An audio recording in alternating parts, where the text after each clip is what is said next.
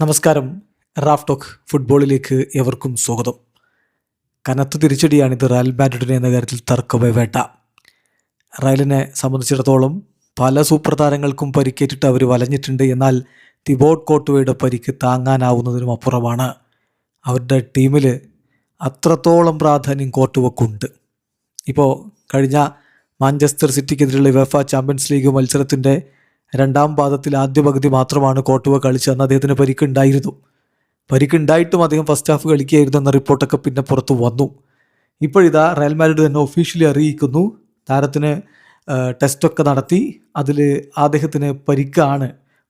Muscle injury, anterior rectus of the right quadriceps എന്നാണ് ഇപ്പോൾ report വന്നിരിക്കുന്നത്.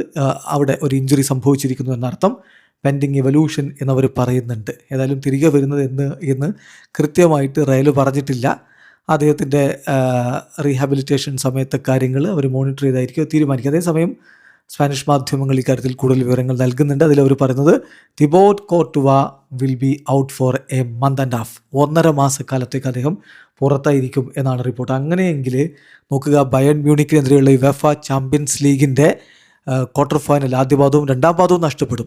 ഈവൻ റയൽ മാഡ്രിഡ് സെമി ഫൈനലിലേക്ക് എത്തുകയാണ് UCL എങ്കിൽ ആ മത്സരങ്ങൾ പോലും നഷ്ടപ്പെടാനുള്ള സാധ്യതയുണ്ട് എന്നാണ് ഇപ്പോൾ ലഭ്യമാകുന്ന വിവരം. അങ്ങനെയെങ്കിൽ അദ്ദേഹത്തിന് ഇപ്പോൾ നഷ്ടപ്പെടാൻ പോകുന്ന മത്സരങ്ങൾ അത്ലറ്റിക്കോ മാഡ്രിഡിനെതിരെയുള്ള അടുത്ത ഹോം മത്സരം, പിന്നെ മയോർക്കെതിരെയുള്ള എവേ മത്സരം, ബയണിനെതിരെയുള്ള ഹോം മത്സരം, ജിറോണക്കെതിരെയുള്ള ഹോം മത്സരം, ബയണിനെതിരെയുള്ള എവേ മത്സരം, അലാവസിനെതിരെയുള്ള ഹോം മത്സരം, ബെറ്റീസിനെതിരെയുള്ള എവേ മത്സരം, UCL സെമി ഫൈനലിൽ എത്തുകയാണെങ്കിൽ അതിൻ്റെ ആദ്യ പാദം, പിന്നെ എസ്പാന്യൂളിനെതിരെ എവേ മത്സരം, UCL സെമി എത്തുകയാണെങ്കിൽ അതിൻ്റെ രണ്ടാം പാദം, ബാഴ്സലോണയ്ക്കെതിരെയുള്ള എൽ ക്ലാസിക്കോ വരെ നഷ്ടമാകാൻ സാധ്യതയുണ്ട്. റയൽ ഒവീഡോക്കെതിരെയുള്ള അതിനുശേഷമുള്ള കളി പോലും നഷ്ടമായേക്കുമെന്ന തരത്തിലാണ് വാർത്തകൾ വരുന്നത്. അങ്ങനെയെങ്കിൽ ഇത് റയലിന് കനത്ത തിരിച്ചടിയാണ്. വീഡിയോ അവസാനിക്കുന്നു. ഫുട്ബോൾ ലോകത്തെ കൂടുതൽ വിശേഷങ്ങളുമായി റാഫ് ടോക്സ് എത്താം.